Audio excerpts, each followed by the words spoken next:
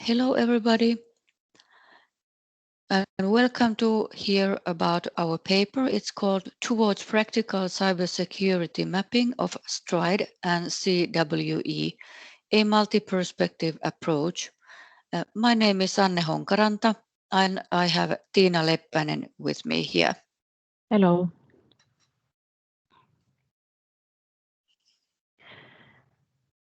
I will tell you about the motivation of this research first. Cybersecurity practitioners seek to prevent software vulnerabilities during the whole life cycle of systems. Threat modeling, which is done on the system design phase, is an efficient way for securing systems, and preventing system flaws is easier and more efficient than patching the security of the system later on. Therefore, many secure software development methods include threat modeling as an integral part of the methodology. STRIDE is a popular threat modeling method used together and also without the Microsoft Secure Systems Design Lifecycle methodology. Threat modelers using the STRIDE method work with abstract threat categories and would benefit learning about the information about current system weaknesses and vulnerabilities. This knowledge is provided in many weakness and vulnerability databases such as the CWE and the CVE. What a STRIDE modeler needs is an efficient and an easy mapping from STRIDE threats to the CWE weaknesses. Our paper describes a trial in which 3 ways for mapping the STRIDE threats to the real-life system weaknesses in the CWE database were carried out. First, a couple of words about the STRIDE. STRIDE is an acronym and it's shortening from spoofing, tampering, repudiation, information disclosure, denial of service, elevation of privilege, which are the threats on this threat modeling technique. And this STRIDE method is used as part of Microsoft Secure Software Development method, and also it's used by numerous threat modelers alone. The method is recognized as one of the most major threat modeling techniques available currently. On below of this slide, you can see a threat model. It's a data flow diagram, and the threats that are identified during the modeling phase are listed on the below part of the picture.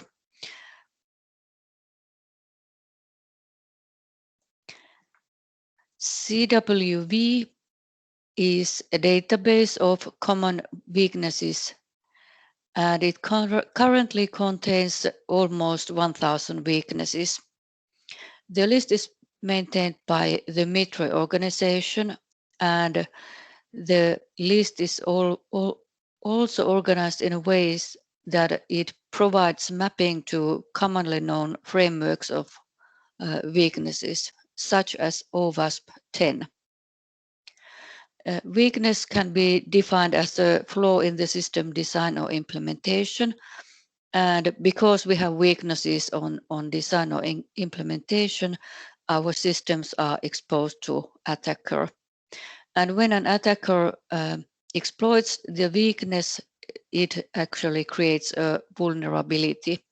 Vulnerability is a word used to define these exact vulnerabilities that are found on different products and software. And therefore, weakness is a more abstract category. It is not related to any specific software. It's an abstract name for a weakness. And on this slide, there is an example of what a list of weaknesses looks like in the CWE database. And you can also see what kind of names of weaknesses are there, so that they are quite abstract and quite near to, for example, the OWASP top 10 weakness categories.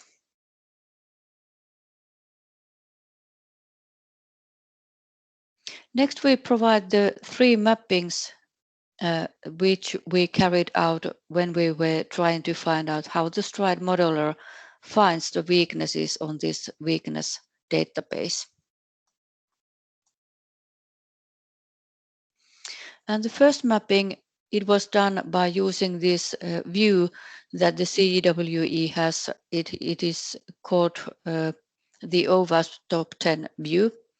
And we used this view as a mediator, and we mapped actually the STRIDE threats with the OWASP top 10 vulnerabilities.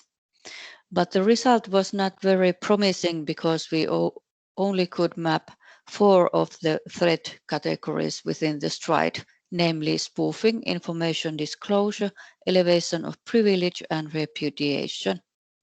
So this view cannot directly be used for mapping towards all the STRIDE threats available. The second mapping was done by using the top 25 weaknesses view of CWE. The list of these weaknesses is presented in the picture. This mapping produced the worst outcome where only one of the 25 weaknesses could be mapped directly to one STRIDE threat element. The rest of the weaknesses were relevant to 2 or more STRIDE threats. This mapping was also laborious because it could only be done by studying the details of each weakness class. So, as an outcome of this mapping, the details of technical impact and scope were found beneficial for the third mapping and analysis. The third mapping was done by using these technical impact and scope values of a defined weakness in CWE. An example is shown here in the picture. It presents the technical impact and scope values of CWE 732, incorrect permission assignment for critical resource. This mapping was found to provide the most optimal outcome because the concepts were more on the same level than on the previous mappings. However, this mapping calls upon further development from the CWE maintainers because the view related to this mapping is not yet available on the CWE external mapping list. So to conclude, we could not find direct mapping to one using the STRIDE method, but we found 2 good clues for further research. One is using this OWASP view that provides partial mappings, and the other one, the best mapping from our perspective, by using these 2 elements of CWE, but these elements don't have their own views on this database yet. Thank you for listening, and if you have any questions, you are welcome to email me. Have a very nice day and have a nice time at the conference.